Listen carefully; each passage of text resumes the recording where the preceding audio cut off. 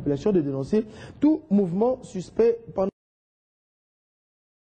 ce temps, la traque du colonel qui a commencé, vous le savez, depuis plusieurs mois se poursuit. Correspondance de Crispin Tchibikoufwa depuis Mbujimayi.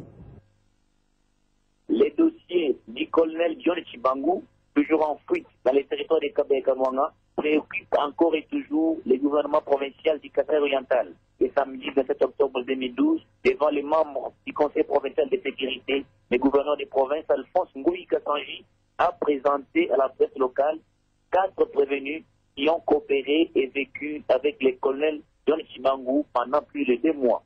C'est une très bonne opération pour les services de sécurité qui restent très confiants sur l'arrestation du colonel Tchibangu dans les jours qui suivent. Selon le gouverneur des provinces, Alphonse Ngoui Kassanji, presque tous les éléments des FRDC de la 4e région militaire qui avaient fait défection avec Tchibangu ont déjà rejoint les forces armées.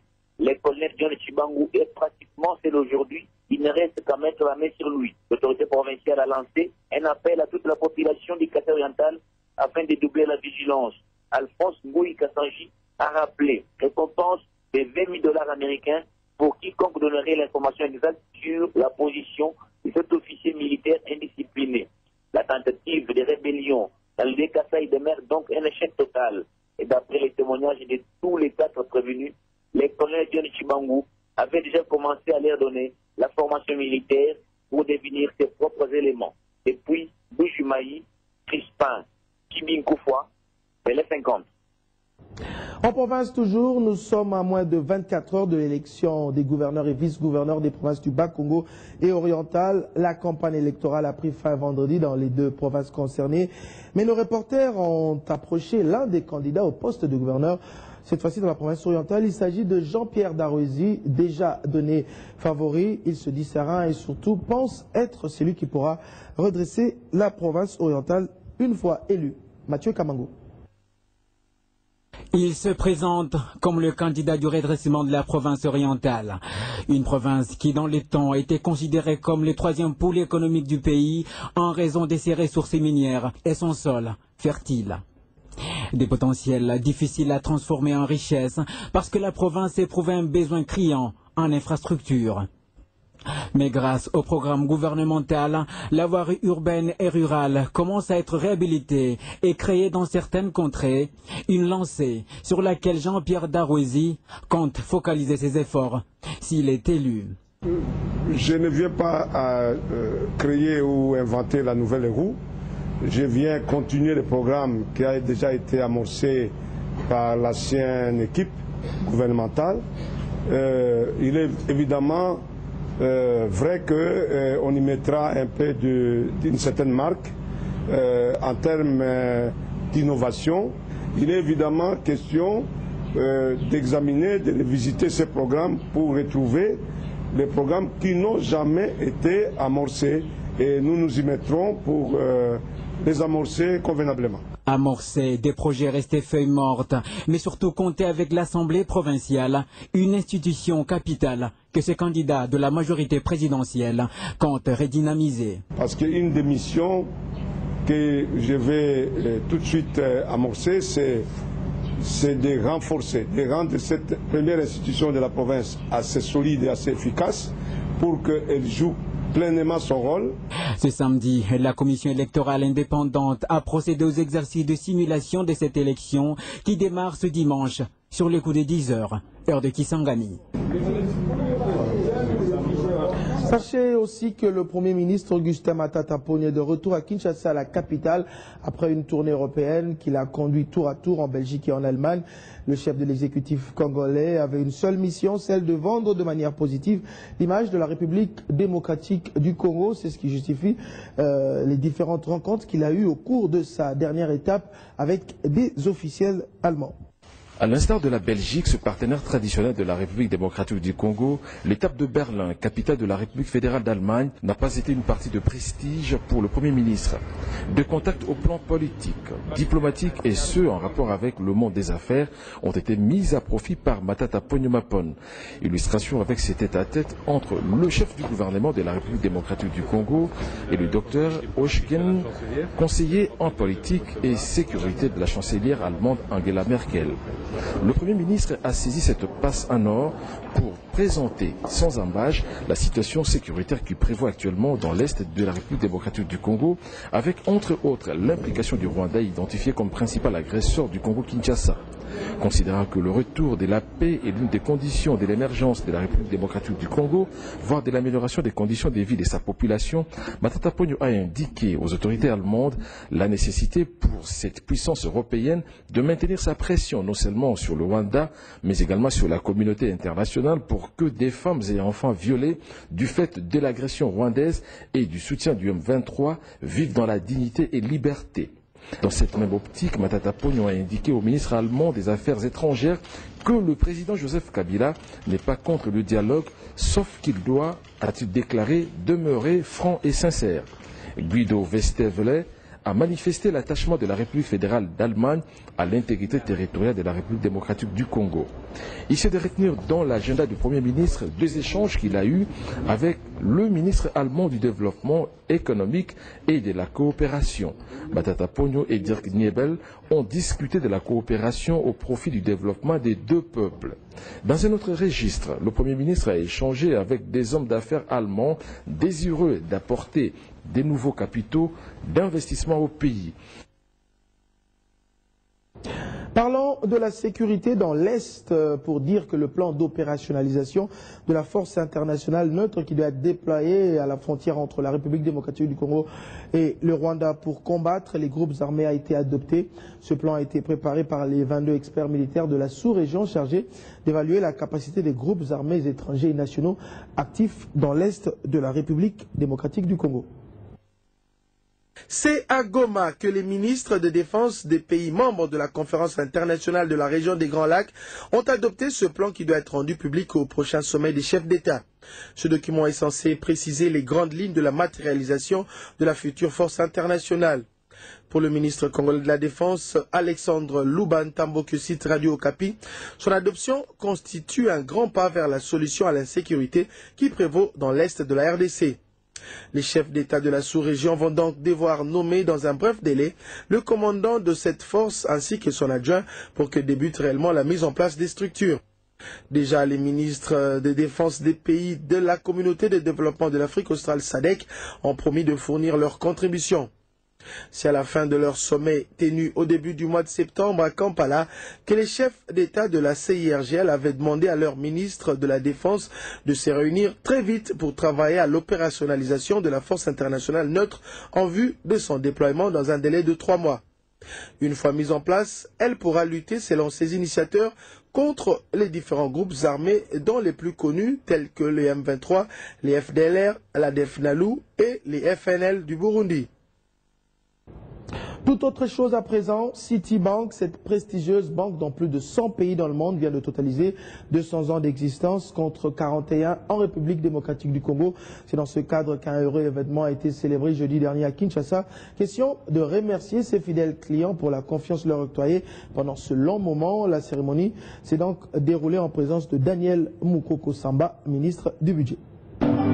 C'est revenu aux sources que Citigroup RDC a fêté son anniversaire. La source, c'est cet hôtel 5 étoiles Pimpant Neuf, autrefois centre de commerce international du Zaïre, où Citibank avait ses quartiers. Et pour cette commémoration de 200 ans d'existence, mais aussi des 41 ans de présence active en RDC, les allocutions ont été prononcées notamment par des personnalités congolaises, dont l'un a été employé de Citi il y a 31 ans, Jean-Claude Massangou, gouverneur de la Banque centrale du Congo. Il a appelé son ancien employeur à financer comme par le passé de projets de grande envergure et à aller à plus de présence bancaire sur le territoire de la RDC, une éventualité que compte explorer la banque. Que nous regardons très sérieusement sur toute l'étendue de la République et nous cherchons ces opportunités et nous étudions les voies et moyens pour nous implanter et étendre notre présence. L'autre personnalité locale, Michel Osembe, qui en 25 ans a gravi tous les échelons de cette entreprise jusqu'en prendre la direction de la filiale RDC, s'est vu gratifié d'une récompense. Lui qui s'en va, mais laisse une structure promise à un bel avenir. Citi Congo va continuer, de la même manière que Citi International. L'ambition est d'être là au moins dans 200 ans. Donc Citi est une grande institution et elle va se perpétuer indépendamment du mouvement de l'un ou l'autre individu qui à un moment donné est venu l'animer. Créé le 16 juin 1812 sous le label Citibank New York, Citigroup est présent dans une centaine de pays. À son actif au Congo, on note entre autres le financement de la construction de l'immense barrage hydroélectrique d'Inga. Parlons culture, les poèmes des jeunes Congolais composés et déclamés sur les forêts de la RDC sont désormais disponibles dans un recueil. Il a été présenté au Centre Wallonie-Bruxelles à Kinshasa, Gombe, une présentation qui a également marqué le lancement officiel de la chanson La Voix de la Forêt. Les détails avec Fabien Lumbala. Pour que toi et tes frères dans le monde soyez sauvés, pour ton avenir en danger, je parlerai. Des poèmes qui dénotent l'intérêt de jeunes Congolais pour les forêts de leur pays, la République démocratique du Congo, un patrimoine précieux et deuxième poumon vert du monde. Une déclamation qui marque la première diffusion du documentaire L'avenir des forêts en poésie en République démocratique du Congo. Pour les participants, le message de Greenpeace Afrique et FliPro International passé à travers ces enfants sera entendu. J'étais vraiment ému de voir que les enfants de 11 ans peuvent s'exprimer avec autant de naturel et que finalement ces messages soient traduits en chansons, d'abord en poèmes. J'ai trouvé ça très touchant, j'ai été surpris par la qualité et la profondeur du message. Je crois que ce message sera entendu parce que c'est une façon novatrice de passer les messages. Le lancement officiel de la chanson Voix de la forêt a été ce moment fort de cette interprétation.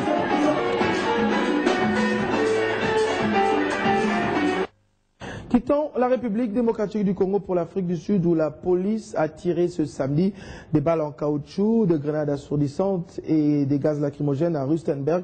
Nous sommes là dans le nord-ouest du pays pour disperser des centaines de mineurs en grève qui essaient d'empêcher un rassemblement syndical après l'annonce d'un accord avec le premier producteur mondial de platine pour réembaucher 12 000 grévistes licenciés. Les mineurs grévistes ont assuré qu'ils n'avaient pas été avertis de la conclusion de cet accord, ce qui pourrait signifier une reprise de grèves sauvages qui ont paralysé, vous le savez, les mines d'or et de platine depuis le mois d'août dernier. Parlons sport et nous l'annoncions également au titre. Fini l'incertitude autour du voyage des Léopards dames de la RDC qualifiées pour la CAN 2012. D'après les dernières nouvelles, les filles devraient s'envoler samedi soir pour Malabo et elles vont affronter en première journée dimanche les Lions de la Taranga du Sénégal. Plus d'inquiétude donc pour le président de la FECOFA, Constant Marikiavé, tenu un point de presse à ce sujet. Fini donc des inquiétudes. Au cœur de cette énième rencontre avec la presse sportive, plusieurs questions relatives à la prise en charge des équipes nationales congolaises qualifiées aux différentes phases finales de la CAN. D'entrée de jeu, le président de la Fédération congolaise de football association s'est dit indigné quant à la situation précaire que traversent les Léopards dames bloqués jusqu'à ce jour à Kinshasa et pourtant la compétition démarre ce dimanche. Il y a plus de 3 mois et demi, aussitôt que la qualification était connue, nous avons sollicité qu'il y ait une préparation adéquate pour ces filles. Un programme a été introduit qui n'a pas été suivi. Parce que le partenaire habituel que vous connaissez ne nous a pas disponibilisé les moyens. Des inquiétudes non négligeables qui font d'ailleurs appel à une série de questions, à savoir... Mais au moment où nous parlons, nous sommes complètement bloqués. Les filles vont partir. Où sont leurs primes? Donc on doit toujours sacrifier les filles. Pour bien que les garçons qu'on doit opprimer pas les filles. Pourquoi avoir organisé des championnats? Pourquoi avoir organisé l'équipe nationale féminine? Si vous arrivez à une CAN, qui est la compétition la plus prestigieuse du continent en matière des équipes nationales, et que nous ne sommes pas en mesure d'aller participer, donc, tous les efforts qui ont été fournis en amont auront servi à quoi? Et après ça, après cette non-participation, quel est le lendemain du football féminin? Il faudra mettre une croix ou bien reprendre encore à se préparer. S'agissant du tirage au sort de la CAN 2013, messieurs, effectué par la CAF le mercredi dernier, Constant Marie est clair, seule la meilleure préparation déterminera les chances des qualifications de la RDC dans ces groupes B. Moi je vous dirais que la meilleure préparation déterminera les chances de notre équipe nationale. Nous ne pouvons pas à ce stade vous dire que les chances sont à 60, 70%, 100% ou à 10%, à 20%. À entendre ces cris de détresse du président de la FECOFA, il y a lieu de soutenir la thèse selon laquelle l'insensibilité politique bat son plein dans la gestion du sport en République démocratique du Congo. Et puis pour terminer, Ligue nationale de football, l'ASV Club consolide sa place de leader du classement partiel du championnat de la division 1. Les Dauphins Noirs ont battu ce samedi leur éternel rival de la capitale, le Daring Club Motema Pembe, sur le score d'1-0. La rencontre s'inscrivait pour le compte du match en retard de la 15e journée de la division 1. L'autre affiche prévue à Lubumbashi au stade Kibasa Maliba n'a pas eu lieu, faute de troubles entre les supporters de deux équipes, entendez par là le tout-puissant Mazembe et Lou Popo. Voilà, c'est la fin de ce journal. Merci de l'avoir suivi. Dans un instant, la revue de presse.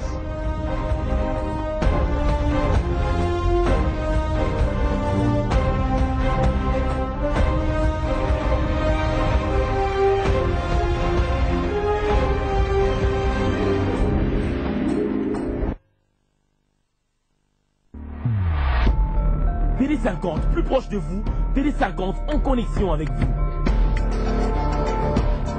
Facebook, YouTube, Twitter, communiquer, échanger, dialoguer. Nous sommes là, disponibles et en symbiose avec vous.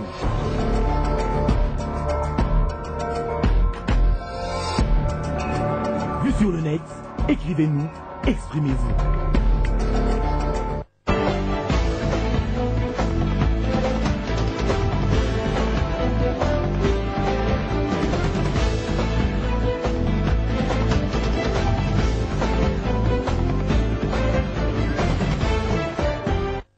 L'actualité continue avec cette fois-ci la revue de presse et c'est Arlette Matondo qui a la présentation.